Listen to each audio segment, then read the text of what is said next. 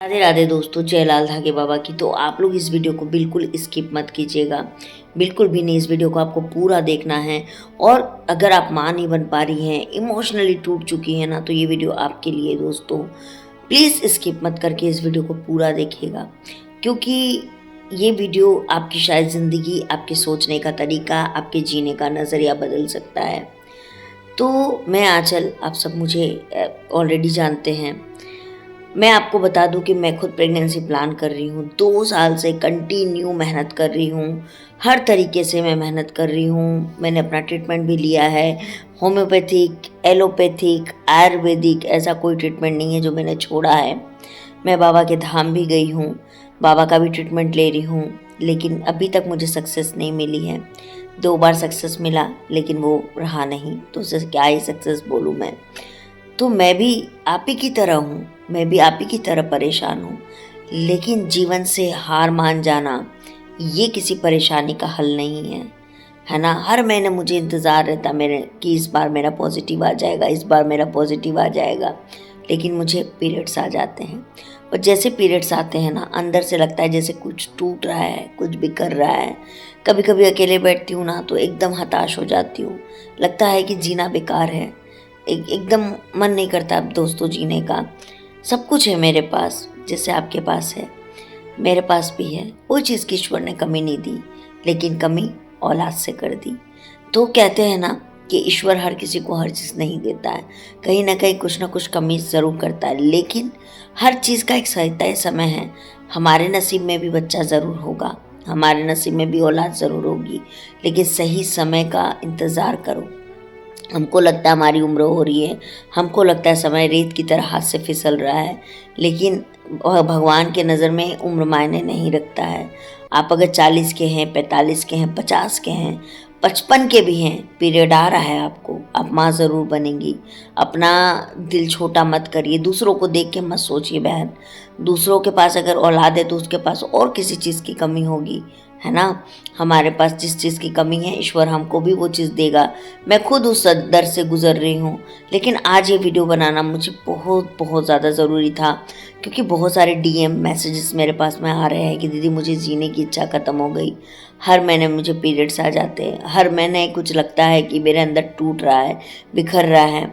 मेरे पति बोलते हैं मैं दूसरी शादी कर लूँगा, मेरे सास मुझे ताना मारती है, मेरे घर वाले, मेरे ससुराल वाले मेरा जीना हराम करके रखे।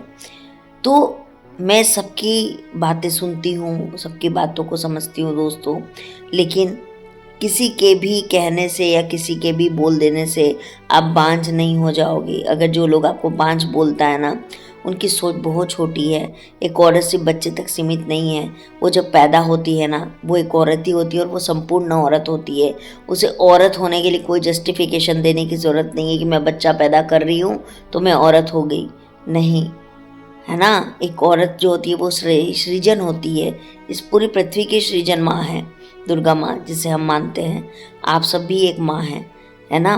तो अपने दिल को छोटा मत करिए। बाबा के धाम से आप जुड़ी हुई हैं, सबका पर नंबर लाएगा, सबकी पर्ची अर्जी लगी हुई है, सबकी पर्ची जा रही है।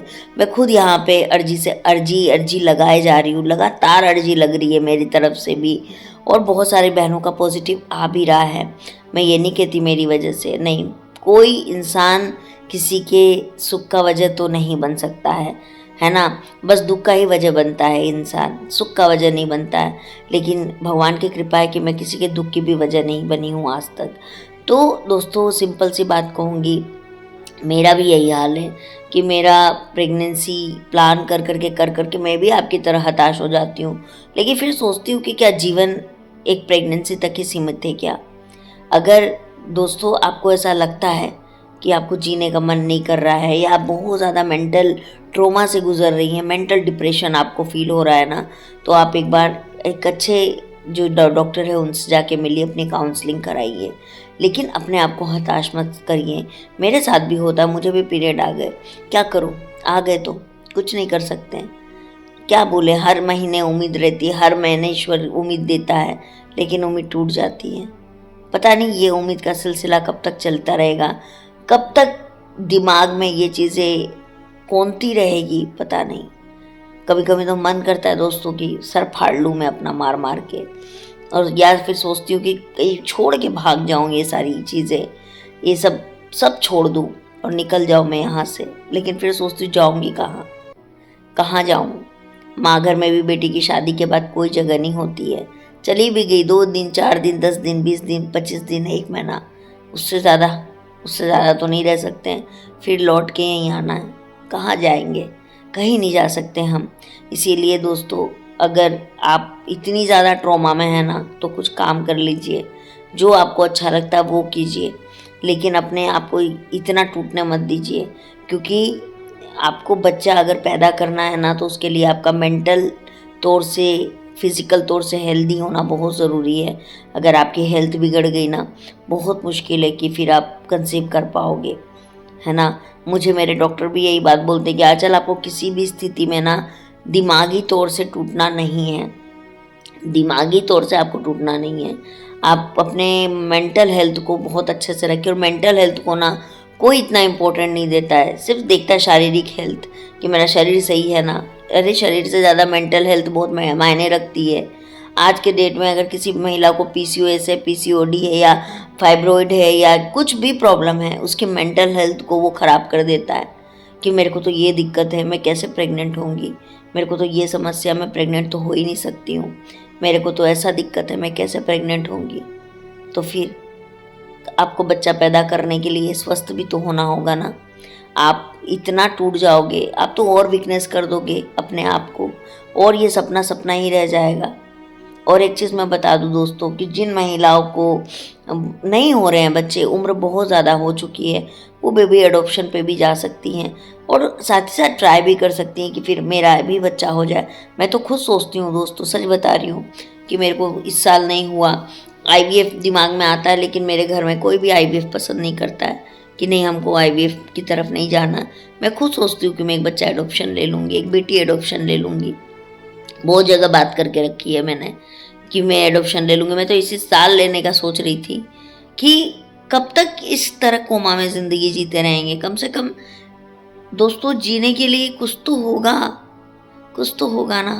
कब तक ऐसे जिएंगे, एक इंतज़ार में, एक इसमें कि भाई मेरे को अब होगा, अब होगा, अब होगा।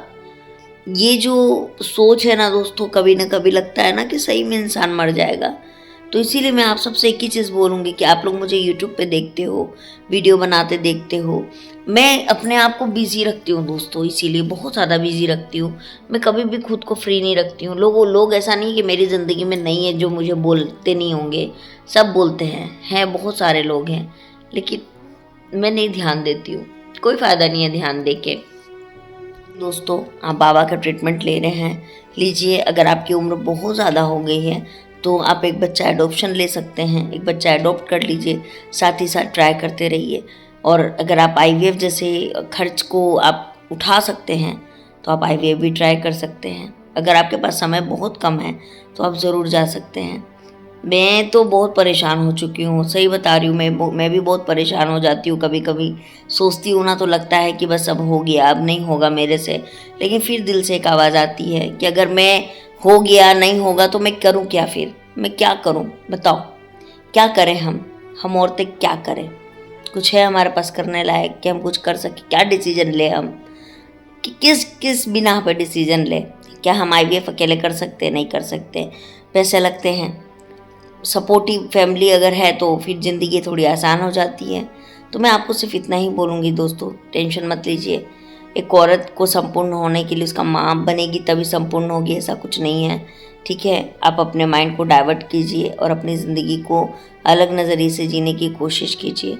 आज ये मैं खुद बहुत परेशान हूँ, मेरे को खुद पर बहुत परेशानी है, लेकिन फिर भी मैं आपको मोटिवेट करने की पूरी कोशिश करती हूँ, क्योंकि मुझे पता है कि ये जो ट्रॉमा है, इमोशनली मेंटली इंसान टूट जाता है। और कोई नहीं है जो औरत को समझ पाए, कोई भी नहीं है, ये मैं जानती हूँ बहुत अच्छे से। तो इसीलिए आप टेंशन मत लीजिए दोस्तों, सब कुछ अच्छा होगा। भगवान पे भरोसा रखिए, बाबा पे भरोसा रखिए, है ना, सब कुछ अच्छा होगा। राधे राधे, जय लाल धागे बाबा की।